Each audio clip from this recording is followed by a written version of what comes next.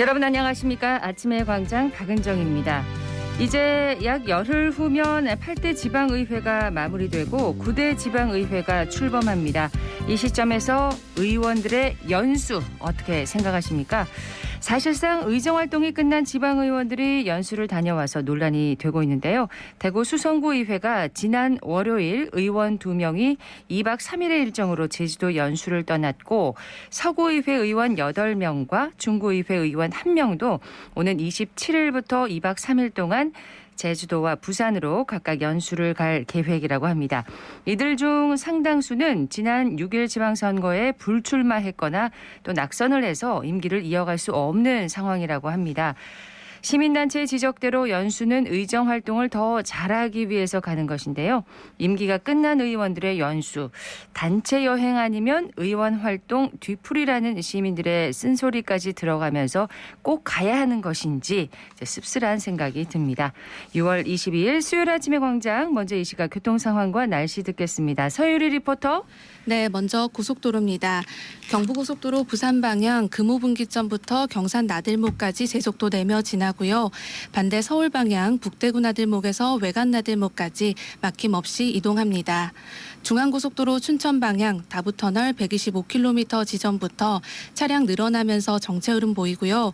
대구 포항고속도로 대구 방향 와촌터널 부근 7km 지점부터 6.2km 지점까지 2차로에서 안전점검 작업 중입니다.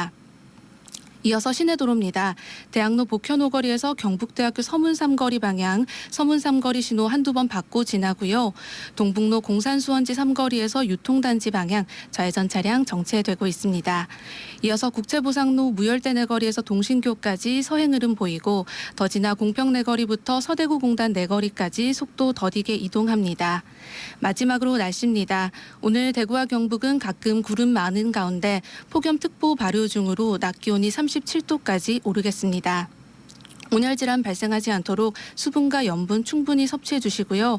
가장 무더운 시간인 정오부터 오후 5시까지는 가급적 야외 활동을 자제하시기 바랍니다.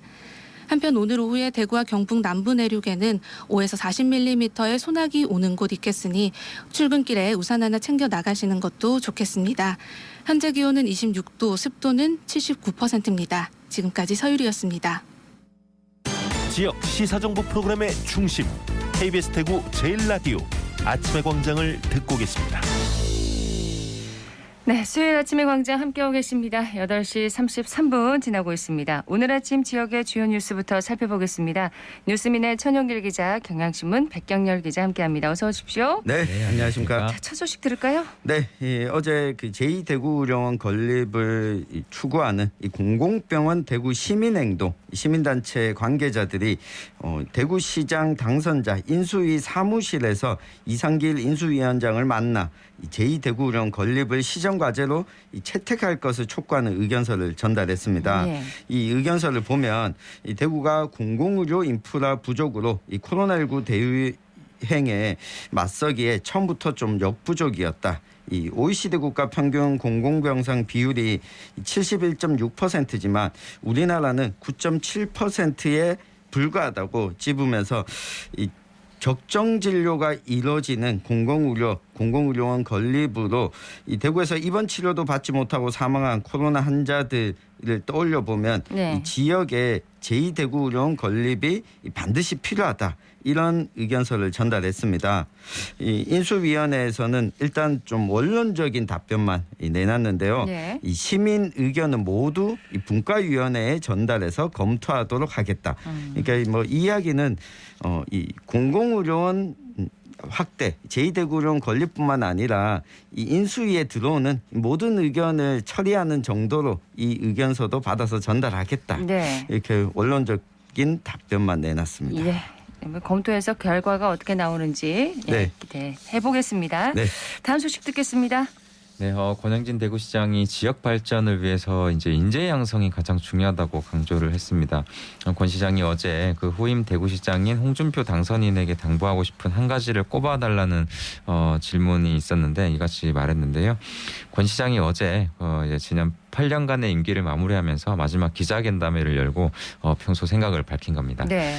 권영진 시장은 정부가 민간 주도형 성장 전략을 세웠고 국내 대기업들이 5년간 1,000조가 넘는 투자 계획을 발표했다며 대기업들의 투자를 유치하려면 지혜와 역량을 모아야 하는데 가장 중요한 부분은 인재 양성, 사람을 키우는 도시가 돼야 한다 이렇게 말을 했습니다. 예.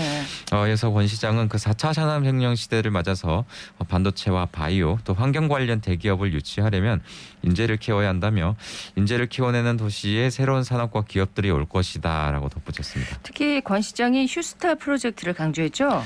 그렇습니다. 이 프로젝트는 그 대구시가 3년 전쯤부터 그 추진 중인 로봇, 물, 또 미래형 자동차, 의료, 정보통신기술 등 그 미래 신성장 산업 분야의 기업 수요 맞춤형 혁신 인재 양성 프로그램인데요. 네. 권 시장은 휴스타 혁신 인재 양성 프로젝트는 조금 업그레이드 돼서 좀 가속도를 내고 계속 추진됐으면 좋겠다며 후임자에게 그러니까 홍준표 당선인에게 그것을 부탁하고 싶다고 강조를 했습니다. 근데 홍준표 당선인이 제2대구려원 설립 등 이 현안을 재검토하고 있는 것과 관련해서도 또 의견을 밝혔다고요? 그렇습니다. 앞서 천 기자가 소개를 해주기도 했는데 이 부분이 좀 관건이에요. 그래서 어제도 질문이 나왔습니다. 네. 홍준표 당선인이 꾸린 대구시장직 인수위원회에서 이 제2의료원 설립이나 또 대구 취수원 다변화 문제 등을 재검토 중인 것과 관련해서 이 권 시장이 생각을 밝혔는데 일단은 중립적이었습니다.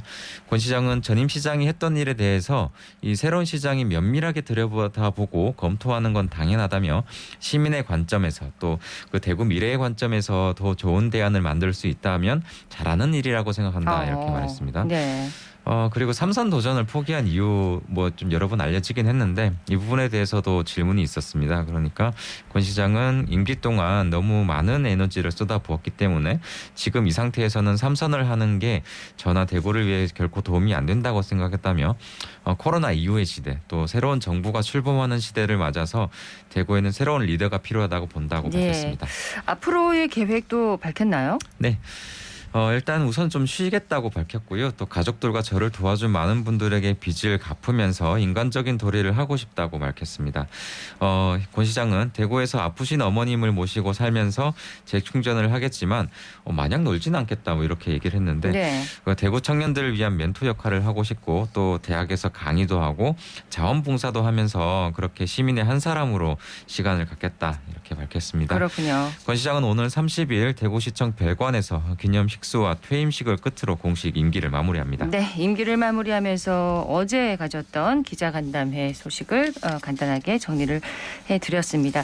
소식 하나 더 들을까요? 네, 이 학교 급식 노동자 2명 중 1명은 이 근골격계 질환 진단을 받은 것으로 이 조사 결과가 나왔습니다. 이 전국 학교 비정규직 노조 대구 지부가 이 514명에 대해서 조사를 벌였는데 조사 결과 응답자의 49.3%가 이 병원에서 근골격계 질환 진단을 받았던 적이 있었습니다. 예. 이 치료 기간은 평균 2년 4개월이었고 이 평균 치료 비용이 약 125만 원이었는데 좀 눈에 띄는 것이 이 질환을 치료한 277명 가운데 산재보험 처리는 단 3명에 불과했습니다. 그래요? 이 실비보험이나 자체 비용 등으로 이 질환에 대해서 치료를 했는데 때문에 학교 급식 노동자들은 어제 이 대구교육청에 급식 노동자 1인당 이 식수 인원을 좀 줄여서 이 현실적인 대처 인력 제도도 만들어야 한다 이런 네. 요구를 했습니다. 자, 소식은 여기까지 듣고요. 이슈 토크로 넘어가도록 하겠습니다. 오늘 짚어볼 이슈는 뭔가요? 네, 이 윤석열 대통령이 그 후보 시절부터 밝혀온 이 경북 성주의 사드 기지를 정상화하겠다. 이런 방침을 내세우면서 지금 속도를 좀 내고 있습니다. 이 성주와 김천 지역 주민들과 또 반전단체들은 이 상경투쟁을 예고하고 있는데 이 다시 한번 재연 조짐을 보이고 있는 사드 갈등 문제 한번 짚어보겠습니다. 결국 5년 만에 정식 배치가 지금 이뤄지는군요. 그렇습니다. 벌써 5년이 넘었는데요. 그 주한미군의 사드는 이 북한의 탄도미사일 공격을 감시 또 요격한다는 목적에서 이 박근혜 정부 때인 2017년 4월 국내에 반입이 됐습니다. 당시 정부는 통상 6개월 정도 걸리는 이 소규모 환경 영향 평가를 통해서 이 사드를 정식 배치할 계획이었는데 이 대통령 탄핵 그리고 중국 당국의 반대 등으로 추진에 차질을 빚었습니다. 네. 이후 문재인 정부는 사드 정식 배치에 앞서서 이 소규모가 아닌 일반 환경 영향 평가를 좀 거치도록 방침을 바꿨는데요. 기간이 좀 더 깁니다. 네. 변경된 방침에 따르면 이 환경영향평가 협의회를 구성하고 심의해야 되고 또 평가서 초안을 작성 협의해야 됩니다. 그리고 주민 등의 의견을 들어야 되고 평가서 본안 작성 또 협의 등의 절차를 진행하는데 이게 이제 1년 이상의 기간이 필요하거든요. 근데 문재인 정부는 인근 지역 주민 등의 사드 배치 반대 주장을 좀 의식을 해서 이 절차를 적극적으로 진행을 못했습니다. 네. 그리고 일부에서는 또 중국의 눈치를 본다는 지적을 또 제기했는데 결국 사대 포대 배치를 둘러싼 갈등과 마찰이 지금 이제 윤석열 정부까지 세계 정권에 걸쳐서 이어지고 있는 겁니다. 지금 현재 사드 기지 주변 상황은 어떤가요? 네, 이 2019년 8월부터 기지 안에 있는 이 장병들의 이 숙소 리모델링 공사를 계속 진행하고 있는데요. 이 사드 반대 단체 그리고 주민들은 반발하면서 공사 차량이 들어갈 때마다 이 평균 40-50명 정도의 규모의 집회로 좀 맞서고 있었습니다. 이 국방부가 매주 이 2-3번 정도 하던 공사를 올 7일부터 네. 이 5차례로 늘렸고 또 평일마다 수송 차량들이 오가면서 매일 마찰이 일어나고 있습니다. 이 정부가 환경영향평가 협의회 구성을 위해서 환경 관련 기관과 이 관할 지자체 등의 이 평가 협의회 위원 추천을 요청한 것으로 좀 확인이 됐습니다. 반대단체와 주민들의 반발이 지금 벌써부터 지금 거세죠. 그렇습니다. 핵심적인 이해 당사자라고 볼 수 있겠죠. 그 기지 인근의 주민 등으로 구성된 그 사드 반대 측이 일반 환경영향평가 협의회 구성에 좀 참여 불가 방침을 밝히면서 좀 어려움이 예상되는데요. 평가협의회는 그 지방자치단체, 지방환경청의 공무원, 환경 관련 민간 전문가, 또 주민 대표, 환경부와 국방부 소속 공무원 등 10여 명의 위원으로 좀 구성이 됩니다. 네. 주민 대표는 일반 환경영향평가 관련 법률에 따라서 1명 이상이 참여를 해야 하는데 물론 이 협의회에 그 친정무적 성향을 가진 주민을 좀 대표로 참여시켜서 이 환경영향평가를 하는 방법도 있겠습니다. 하지만 이 경우에는 반대 주민들이 이를 인정할 수가 없고 평가 작업을 하면 또 저지하겠다는 방침을 정한 것으로 전해져서 좀 문제가 되는데 네. 이들은 그 정부의 사드 정상화 움직임에 대해서 한반도와 동북아시아의 평화 또 주민의 일상을 모두 망가뜨리는 것이라면서 이제 비판의 목소리를 높이고 있습니다. 일단 일반 환경 영향평가 협의회에 이제 주민들이 참여하지 않겠다 이렇게 강경하게 맞서고 있는 거군요. 네. 사드에 반발해온 중국의 반응은 어떻습니까? 일단은 좀 표면적으로 나온 건 없습니다. 중국은 기지 정상화에 대해서는 언급한 바는 없지만 사드 포대의 추가 배치는 일단 반대한다는 입장인데요. 이에 국방부는 사드 배치는 북한의 핵 위협 고도화 과정에서 필수 불가결하게 취해야 하는 방어 조치라는 기존 입장을 다시 한번 강조할 것으로 알려졌습니다. 중국의 반발이 구체적으로 좀 나타날 가능성이 높아 보이는 상황입니다. 사드 반대 단체 그리고 주민들이 이제 내일이죠. 상경 집회를 지금 예고하고 있는데 네. 결국 지난 5년 동안 시간만 끈게 되는 건가요? 네, 이 결과적으로는 그렇게 됐습니다. 이 관련해서 어떻게 좀 갈등을 풀 것인가 제가 이 국방부와 경찰 관계자들과 만나서 이야기를 좀 해봤는데요. 하나같이 애시당초 정책 결정을 책임지는 이 정부 당국자들이 주민들의 반대를 예상하고 설명하려 하지 않았다. 이렇게 입을 모았습니다. 이 발표 초기에 불거졌던 이 전자파에 대한 우려도 이걸 괴담이다 이렇게 치부해버리면서 유해성이 없다는 정보를 좀 정확하게 제공하려고 노력하는데 소홀했다 이런 평가를 받고 있습니다. 이 사드 레이더에서 나오는 전자파가 인체에 유해하지 않은 게 밝혀진 건가요? 지금까지 나온 결과로는 일단 그런데요. 배치 당시 그러니까 임시 배치죠. 2017년 당시에도 그게 발표가 있었습니다. 국방부가 사드 배치 이후에 전자파에 대한 이제 국민의 불안감이 좀 크니까 2017년 8월 12일 전자파 측정을 했습니다. 예. 국방부와 환경부 관계자 또 현장 확인 참관 기자단 등 그 40여 명이 헬기를 통해 사드 기지에 들어가서 이 전자파를 측정을 했는데 측정 결과가 일단 좀 미미한 수준으로 나왔습니다. 당시에. 그리고 지난 13일 이 권성동 국민의힘 원내대표가 또 이를 언급을 했는데 국방부가 지난 2018년 3월부터 4년 동안 측정한 사드 전자파 레이더 전자파가 유해 기준치의 2만 분의 1, 또 휴대전화 기지국에서 나오는 전자파의 1000분의 1 정도로 인체에 무해한 것으로 밝혀졌다고 주장을 했습니다. 그런데 그 이후에 이제 뉴스를 보면요. 사드 기지 주변 주민들 가운데 암 환자가 늘었다 이런 소식이 있었거든요. 네, 2021년 8월에 사드 레이더가 바라보는 김천시 농소면 노곡리 주민들이 사드 기지 설치 이후에 마을에 암 환자가 늘었다 이런 주장을 한 겁니다. 이게 인과관계가 어떤지는 현재까지 밝혀지지 않았는데 이러다 보니까 사드 전자파가 무해하다는 정부의 발표에도 사드 반대 단체와 주민들은 이 전자파 측정을 미군 협조를 얻고 하는지 레이더가 작동하고 있는지 출력은 어떤지 측정 업체는 어디인지 네. 아무런 대답을 들어보지 못했다면서 이 불신을 더 부추기고 있다 이런 비판을 하고 나선 겁니다. 네. 앞으로 이 문제 어떻게 풀어가야 할까요? 네, 이게 애시당 초반부에 살펴보면 이 정부가 일방적인 사업을 추진해 왔던 그곳에서부터 좀 불신이 쌓기 시작했습니다. 네. 또 이 갈등 당사자 간의 신뢰가 형성되지 않는 상황에서 이 정보 제공조차 좀 소홀했다 이런 비판인데요. 이 악순환의 반복입니다. 지금 일반 환경 영향 평가를 실시했을 때 특히 군 관련 사업에서 정부 정책이 환경 영향 평가에서 야 이거 하면 안 돼라고 네. 결론 나온 적이 단 한 차례도 없습니다. 이 사실상 이 결말은 예고돼 있다 이렇게 볼 수 있는데요.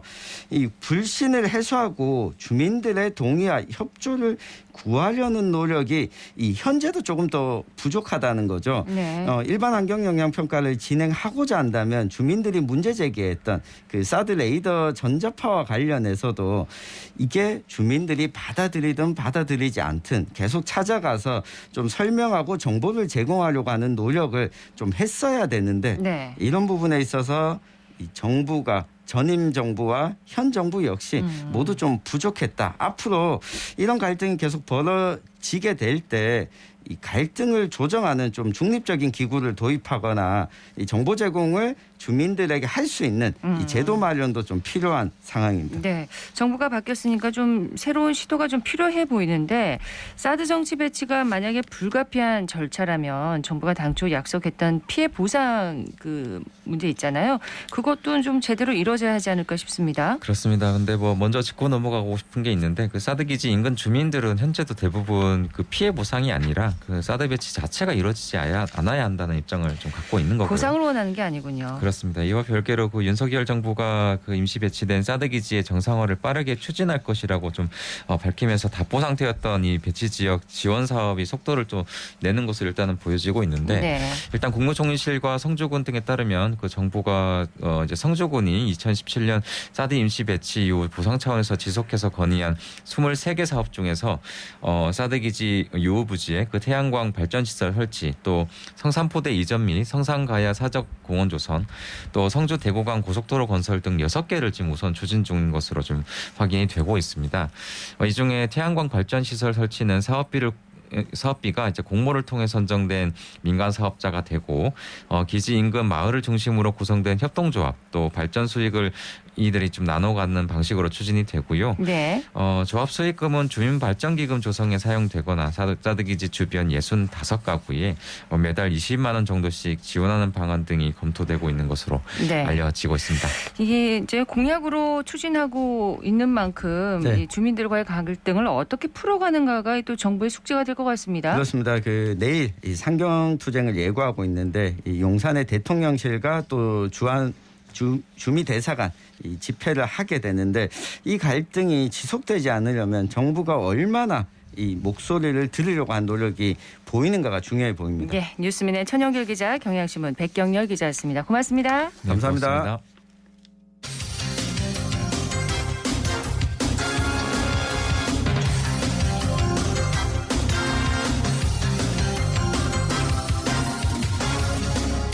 수요일 아침의 광장 함께하고 계십니다. 8시 49분 지났습니다. 대구시 의원들의 의정 활동을 모니터하고 바람직한 의정상을 그려봅니다. 대구 의정 참여센터의 활동 살펴보는 시간인데요. 대구 의정 참여센터의 백경록 운영위원장 연결되어 있습니다. 안녕하십니까? 네, 안녕하십니까. 네, 첫 소식 듣겠습니다. 언론을 통해 많이 알려졌지만 이 코너에서 다시 한번 전해드리겠습니다. 대구시의회 의장단 선출 방식이 31년 만에 교황 선출 방식에서 후보 등록제로 마침내 변경되었습니다. 네, 지난 시간에도 이제 소개를 해주셨는데 구체적으로 이제 선출 방식 변화가 어떤 의미가 있는 걸까요? 지난달에도 6월 회기에 바꾸지 못하면 다시 4년을 기다려야 한다고 말씀드렸는데요. 예. 의정참여센터 등 많은 시민사회단체들이 그간 끊임없이 의장단 선거를 후보 등록제로 바꿔야 한다고 요구해 왔습니다. 그런 요구를 받아들였다는 데 큰 의미가 있고요. 네. 무엇보다 교황시 선출 방식은 다수당 독점, 정책 경쟁 없는 선거 등의 문제로 비민주적이라는 비판이 끊임없이 제기되어 왔습니다. 이번 8대 의회만 하더라도 배지숙 전반기 의장이 사무처에 개선안을 지시했고 장상수 후반기 의장도 이 부분 변화를 찬성해 왔습니다. 하지만 의장단 선출 방식이 다음 때 즉 8대에서 바꾼다 하더라도 9대부터 적용되는 거니까 임기 말이 되면 누구 한 명 신경 쓰는 사람이 없고 네. 이른바 공돌리기만 계속되었는데 이번에 과감하게 개정안을 통과시켰습니다. 네. 이번 의정단은 인사권 등 권한도 다른 시기보다 큰 걸로 알고 있는데요. 맞습니다. 이번 9대 의회는 인사권을 비롯해 다양한 권한이 본격적으로 실현되는 지방자치법 개정의 본무대로 주민조례 발안, 주민감사가 지방의회에 청구됩니다. 정책 지원 전문 인력이 도입되었고 의회 기록 표결제도 또한 원칙으로 도입되어 가지고 그 어떤 의회보다 권한이 커졌습니다. 인사권 독립이라는 게 얼마나 큰 일이냐면 그동안 의회 사무처 직원들의 인사권을 시장이 가지고 있다 보니 직원들이 시장 및 시청 눈치를 안 볼 수가 없었는데요. 네. 이게 완전히 사라졌습니다. 이번 개정으로 대구의 모든 시민은 막강한 권한을 가지게 된 의장 후보자의 정견 발표를 들을 수 있게 되었고요. 하여간 견제와 감시, 대안 제시라는 본연의 역할을 잘할 수 있는 강한 의회가 만들어지길 기대합니다. 네. 다음 소식 듣겠습니다. 대구시의회가 15일 정책 연구 용역 최종 보고회를 가졌는데요. 구체적으로 보면 장상수 의원 골목 상권 활성화 방안, 송영원 의원 도시 지역 내 불법 주정차 개선 방안, 김규학 의원 대구 8거 역사 문화 디자인 기본 구상, 김지만 의원 지역 인구 구조적 분석을 통한 정책 대응 방안, 이진현 의원 대구 여성 독립운동가에 대한 중고등학생 인식 조사 및 활용 방안 총 5개였습니다. 네. 이 연구과제는 올해 초부터 4개 연구단체 소속 의원들이 제안한 여러 정책 과제 중에서 심의를 통해 용역 과제를 최종 선정한 뒤 3개월 연구 끝에 산출된 연구 결과물이라고 합니다. 그럼 이런 연구 결과물들이 효과가 있을까요? 사실 거의 없을 것으로 판단됩니다. 가장 큰 문제는 의원 임기가 끝나는 시기에 최종 보고회를 가졌다는 겁니다. 제안 의원이 이미 의회에 남아있지 않은데 이 결과물을 정책으로 연계시킬 사람이 과연 있을지 의문이고요. 네. 두 번째 문제는 정책 연구 용역의 결과 내용을 공포하지 않아 어떤 내용이 있는지조차 모른다는 데 큰 문제가 있습니다. 저희가 연구 용역 결과물을 요구해서 또 이 코너에 말씀드리겠지만 어떤 연구 결과가 있는지 그런 부분이 없이 마지막까지 정책 연구를 했다는 게 이해 가능한 부분이 잘 모르겠고요. 네. 마지막으로 지역 인구 구조적 분석을 통한 정책 대응 방안 이런 연구가 있었는데요. 연구 따로 정책 따로일 가능성이 아주 많습니다. 대구시 2030년 도시계획 목표 인구가 270만 명이고 통계청 2030년 추정 인구가 220만 명입니다. 통계청은 대구시 인구가 220만 명이 될 거라는데 대구시는 270만 명이 될 거야라고 하는 정책이거든요. 네. 차이가 무려 50만 명입니다. 그래요. 포항시 인구만큼이나 차이가 나는데 이 도시계획 작성자들이 몰라서 그러는 게 아니라 이렇게 안 하면 여러 가지 개발 사업들을 진행시킬 수가 없고 표가 안 된다고 판단해서 말도 안 되는 계획이 나오는 건데 연구 결과에서 이런 계획은 말도 안 된다고 할 수 있어야 되는데 과연 그럴 수 있었는지 지켜봐야겠습니다. 네, 연구 결과물 내용 다음 방송 때 준비해 주시면 좋겠네요. 다음 소식 전해주시죠. 이 소식 또한 많이 들으셨겠지만 이 코너에서 전해드려야 되는 내용입니다. 김태원 의원이 대구시립예술단의 구조적 문제에 대해 그간 많은 문제 제기를 해왔는데요. 구체적으로 대구시립예술단 총 예산의 90%에 해당하는 인건비 비중 문제, 과다한 외부 강의 활동, 출근하지 않고 출근에 서명하는 비정상적 근무 행태를 지적하면서 정밀한 발전 계획 수립과 조직 진단을 제안해 왔습니다. 예. 이런 제안에 대구시가 2021년 9월부터 2022년 3월까지 외부 전문 기관에 의뢰해 대구시립예술단 중장기 발전 계획 및 조직 진단 연구를 진행했고, 이 연구 결과를 통해 마지막 회기에 대구시립예술단은 독립법인화해야 한다고 주장했습니다. 그렇군요. 연구 보고서 내용이 궁금한데요. 연구 보고서에 따르면 영국, 미국, 프랑스 등의 문화 선진국들은 시립예술단을 종신 계약이 아닌 매년 정기 평정을 통해 단년도 계약 형태로 운영하고 있다고 합니다. 또 국내의 세종문화회관, 서울필하모니 또 운영의 자율성 보장과 전문성 강화를 위해 재단법인에 흡수하거나 독립법인화해서 운영하고 있다고 하는데요. 네. 김 의원은 시정 질문을 통해 문제 제기한 지 2년이 지났지만 여전히 시립예술단의 공연 거부, 미신고 출강 등의 문제가 언론에 보도되는 것을 볼 때 시립예술단이 공공성 강화를 위해 무엇을 노력했는지 의문이라고 지적했습니다.